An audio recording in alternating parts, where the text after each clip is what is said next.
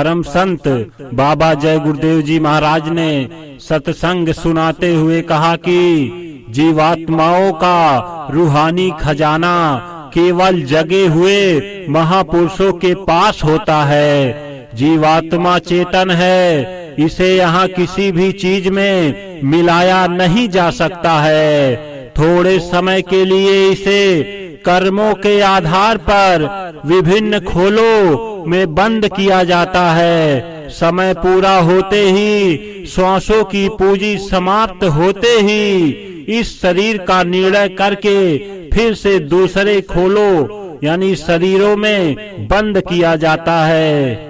इस क्रम के सिलसिले में जीवों को बहुत समय जन्मते मरते बीत गया, लेकिन अभी तक उसके कर्मों का हिसाब पूरा नहीं हो सका। जब जीव अपने मालिक के यहाँ से इस मृत्यु लोक में आया, तब से यह अभी तक वहाँ नहीं पहुँचा। जन्मते मरते दुसह दुख उठाते इसे इतने वर्ष बीत गए कि पृथ्वी में कोई गिनती नहीं। लगातार कर्मों के इस मानव शरीर को पाने के बाद भी कर्मों की गंदगी में और डूबते निकलते जीवात्मा का प्रकाश धूमिल पड़ गया। इसकी शक्ति का ह्रास हो गया और यह बेहोश हो गई।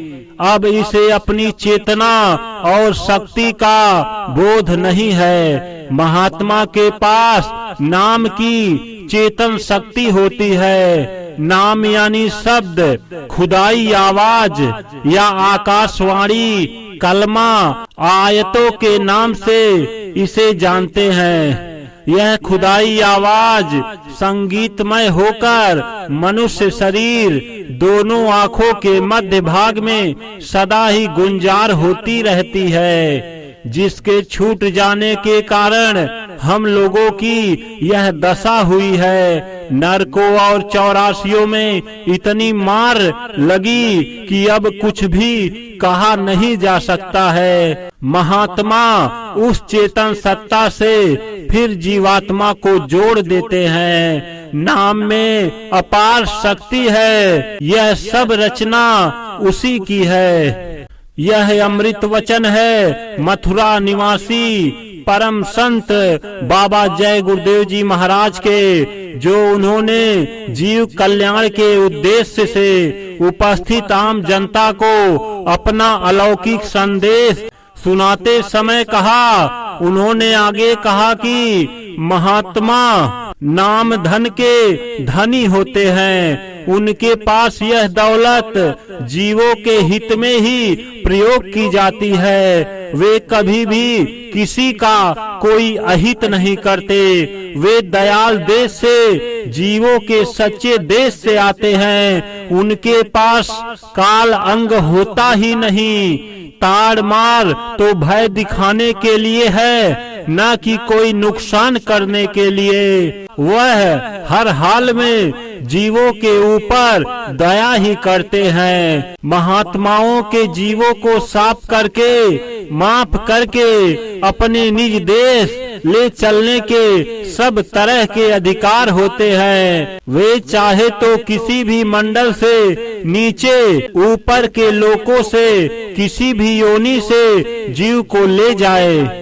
उनका रास्ता रोकने की क्षमता किसी में नहीं होती। काल महाकाल उनकी मौज मर्जी में दखल नहीं दे सकते। सब उनकी मौज निहारते रहते हैं। आपसे अपने देश में आनंद की बात कही जा रही है तो इसलिए नहीं समझते क्योंकि दूसरे के देश में आनंद की खोज में तुमने जो भी कर्म किए उसके कारण ही इतनी मार खाई, इतने बार जन्मे मरे, इतनी पीड़ा बर्दाश्त की कि अब आपको अपने सच्चे आनंद की खबर दी जा रही है। लेकिन मार के भय से दुनिया के धोखों की तरह विश्वास नहीं होता। उन्होंने कहा कि महात्मा इतने समर्थ होते हुए भी कभी मर्यादा को नहीं तोड़ते।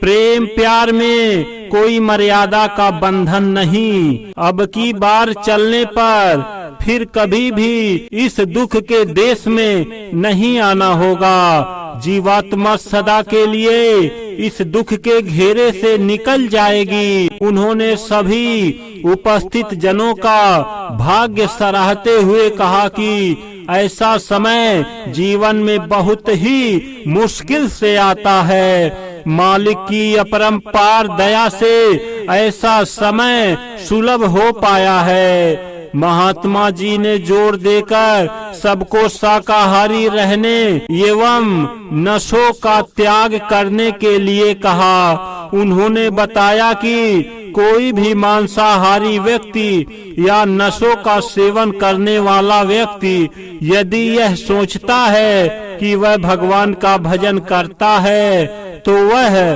अपने को धोखा दे रहा है। जीव हत्या का बहुत बड़ा अपराध होता है जो किसी भी हाल में माफ नहीं हो सकेगा। इसलिए कोई भी इसका प्रयोग मत करना।